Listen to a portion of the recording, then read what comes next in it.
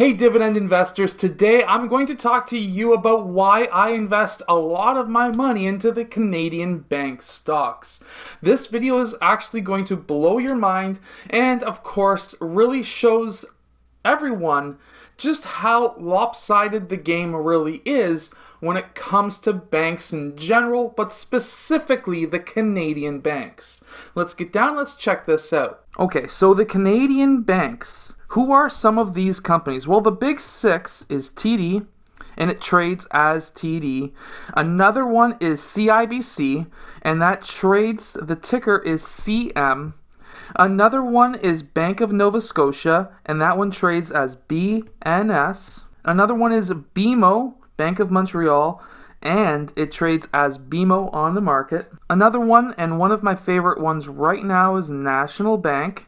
And of course, that one trades as NA on the stock market in Canada. And of course, last but not least, the biggest company in Canada, or at least the top two, is, of course, Royal Bank of Canada, and that one trades as RY. Now, these are the big six banks in Canada, and what can we take as a lesson from them as to how they make money? Well, the first thing that you do as a kid, usually the first thing that your parents do for you, or maybe your parents take you to the bank and do it with you, is to create a bank account. Now, when you're a kid, you're not paying for a bank account. This is how they can get you hooked onto saving your money and putting your money into their bank. You need to essentially have a bank account in Canada to even have a job. So right there, that is one of the things that is essentially basically lopsided towards the banks, is you basically are forced into having a bank account. Now, I'm not saying this is bad. This is something that everyone needs to do. Eventually, you need to have your money somewhere. You're not going to be throwing it like the Beverly Hillbillies underneath your bed. You don't want to imagine the Beverly Hillbillies with their $50-60 million underneath their bed. But anyways, you need to have a bank account. This is where your money from your job is going to be getting paid. If you're a business owner like myself, that's how you're going to get paid. So you need a bank account. But as a kid, there are no fees. But as soon as you become an adult, as soon as you generally become an older person, you now have bank fees. And from my research, this is generally per person roughly around $10 a month. But again, it could be more, it could be less. For example, my bank account is closer to $30-ish per month, but I get it for free because I keep over my minimum in my account. And for some people, that is actually unattainable. So for example, if you have a cheaper account, something that's maybe $5 or $8 a month, you may need to have at least $1,000 or $2,000 into that bank account for you to not have to pay that bill. However, and the amazing best part about it is they don't even send you a receipt. It just automatically gets withdrawn from the bank account. But basically, if you have a bank account that is not able to get over that $1,000 or $2,000 or whatever it may be with your bank, then you have to pay that monthly fee. But if you can keep it over that amount, let's say you keep your account over that $2,000, then that's totally fine. That's great. The bank is happy because, of course, you're keeping your money into their bank. And what happens with your money when it's in your bank account? Have you ever had a lot of money in your account? Let's say, for example, $10,000. $10,000 is still a good amount of money to me. And let's say you had $10,000 in the bank. Do you think that you could go to the bank and say, yo, give me my money. I want to buy some stuff. They're going to say, sorry, sir, you need to come back tomorrow so that we can get that money. Or we can give you a piece of paper that says you have $10,000, that proves that you have $10,000, and then we'll give you that slip of paper and you can go spend that whoever which way you want to go. Let's say you wanted to put a down payment on a car. They'll say, who's it to? Discovery Ford as an example in Burlington. And then you say, thank you for the piece of paper that says and proves that I've got 10 grand and I'll go spend it at the car place. Now, the reason why they do that is because the money that you have in your account is no longer yours. It's just a promise that you're going to have it. Now, in some countries like Canada, we do have some laws and some insurances involved where, let's say the bank goes under, which I doubt any big six bank will ever go under. But if, for example, let's say Royal Bank goes under and there's like the world goes on fire, because essentially that's what would happen, then at least you can get in each of your accounts $100,000 back from your bank account insurance that you don't pay into, but I would assume that $10 a month would be at least part of it. Now, when you're starting to talk about multiple adults having a bank account and spending $10, $20 a month on that account, then that starts adding up. But even if you had that $2,000 in your account, for example, like for myself, I have to keep at least $5,000 in my bank account, then they start making interest on those accounts of money. So even if you had, let's say, $100 in that account, yes, you're paying them $10 to keep your $100 in the account.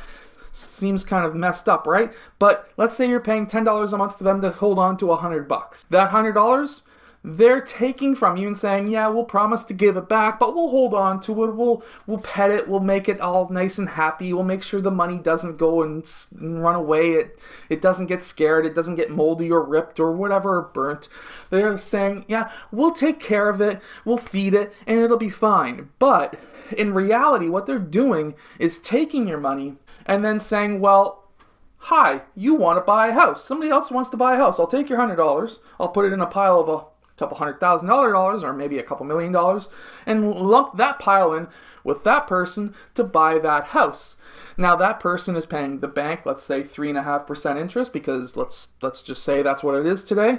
And now they are making 3.5%, and that's 3.5% on whatever money is in your account. That is what the bank is probably making on your money. Now, starting to see how this is kind of lopsided as to the banks always making money on you. Whether you have money in the bank or not, they're making money on you. Because if you have only $100 in the bank, well, guess what? They're making interest off of that money, plus the banking fee that they're charging you to hold on to your $100 bill. On the flip side, if you have enough money, even if you have $5,000, $10,000, whatever it is in the bank, now what they're saying is, well, we'll hold on to that money for you. You don't have to pay us a bank fee. Oh no, don't worry. You have money. We don't need money from rich people. It's totally okay. We'll take money from the poorer people. We'll let you have your money. And now what we're going to do is still invest it because we want to make money on you. So that's what we're going to do. And then that is all the banking system in lumped together. But that's not all of it either. That is just the retail banking. That is just customer-driven banking.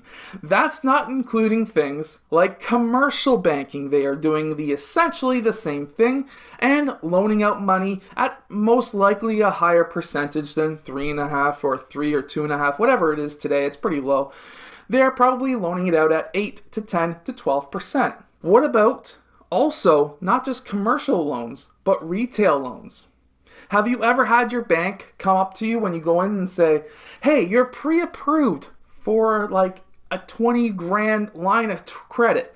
You don't need to use the line of credit. It's not going to cost you anything. This is what I got. Don't use it, but you can have that $20,000 line of credit. That's like your safety net.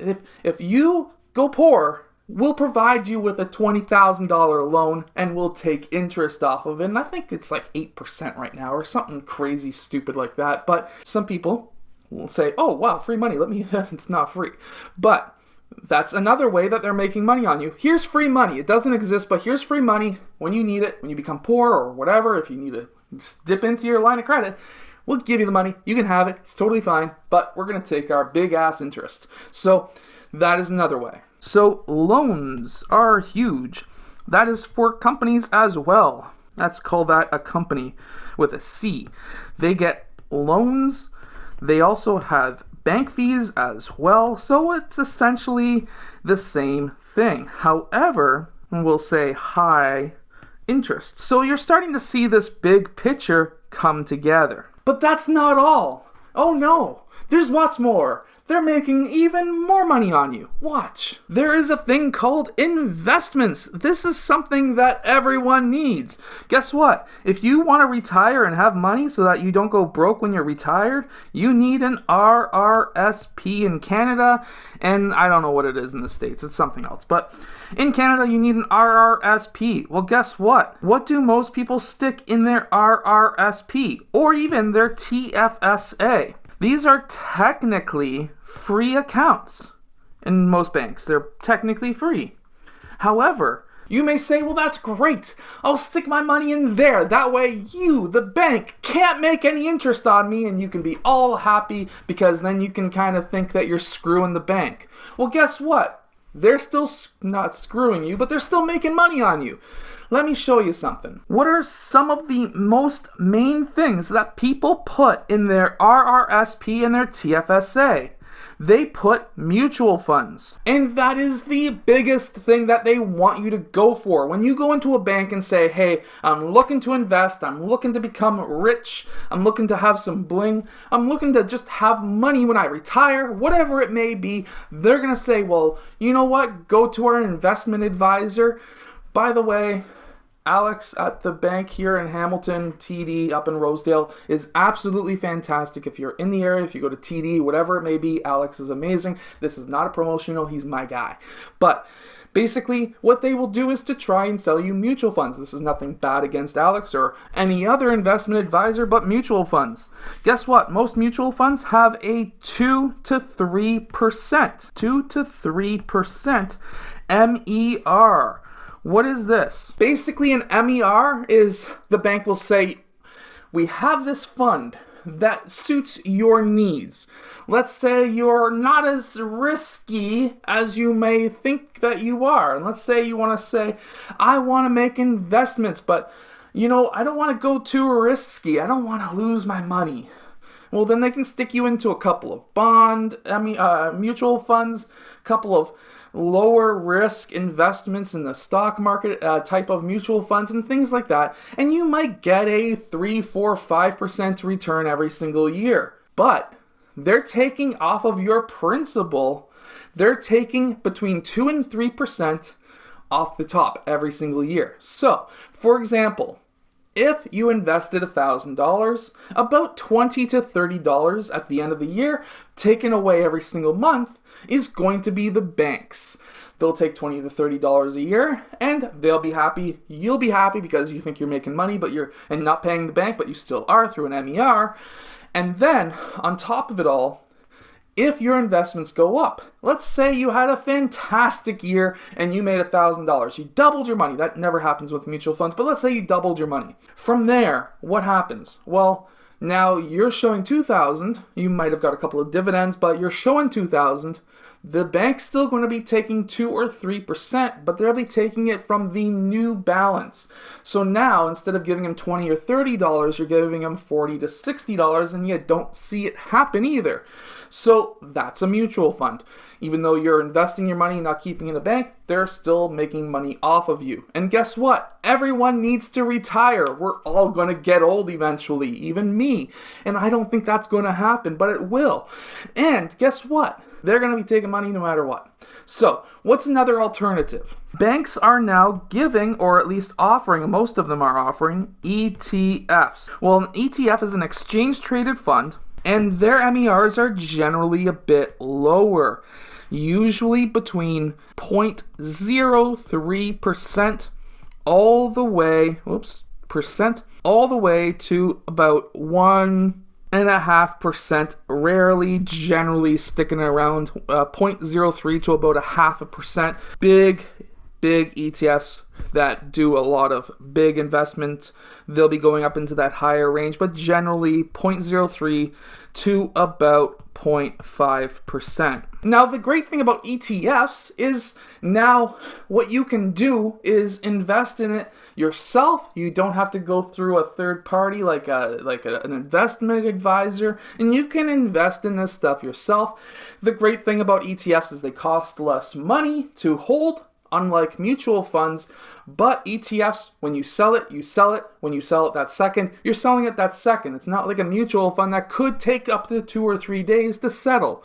you're getting your money essentially right away. Not technically, but or not officially, but you are showing that you have the money right away to invest in something else, maybe take and buy something, whatever it may be. That is essentially another money route that they're taking. That's why BMO is really exploding right now. They're making a ton of money with investments and stuff on their trading app and everything like that because of ETFs. With ETFs, that MER they're still taking. So for every $1,000 that you're sticking in, let's say they have a 0.5%, that's an extra $5 a month that they're making off of you. And at that point, guess what? They're still making money off of you. So that is why the banks are really good. But there's even more. And this stuff is mind-blowing, guys. Trading accounts. You want to invest your money? You have to pay to invest your money. Yes, there are some trading apps out there that offer free trades. Well, they're not really free because, of course, in most cases, you're making that trade, you're waiting 15 minutes to get that buy, and what's happening? That company who's offering you that free trade is buying the stock at whatever price it is that second, and then they're selling it to you at the price of what it is 15 minutes later. And guess what? They're making money that way. They're not real free trades. They can also lose money that way. So they have to watch out. That's why you'll see stuff like Robinhood stopping trades, because when stuff's going crazy, they're afraid of it tanking. And guess what? If there's 1 million people buying, and there's 2 million people selling, and then they sell it to you after all those people sold it, and they bought it at $1.50 a share at Sundial, let's say, and they sold it back to you at $1, they're losing money for a free trade. They want it to go the other way. This is not, people are not really thinking about, is the business side of Robinhood. So that's that whole part of it there, and I hope this is all making sense so far. This is a very long video. Overall, most trading apps right now in Canada are between $5 and $10 a trade. And this is how these banks are making money. They're going to be making money no matter what. They're making loan interest money back. They're making their money back if they're investing into a house. Believe me, it's not going to really affect them if the house market goes and tanks, because guess what? Most of the houses right now, the mortgages, are insured through the government or some third-party government organization. So really, to be honest with you, they're going to be making money forever. They've figured out how to make money no matter what. We've seen that with this current recession that we're in, that whether or not nobody's working, they're still making money hand over fist. This is why I invest in Canadian banks. I hope this has made sense. I'll see you guys again next time, because believe me, this is crazy stuff if you really think of it. If you can build a business and making money no matter what, you're golden. I'll see you guys again next time.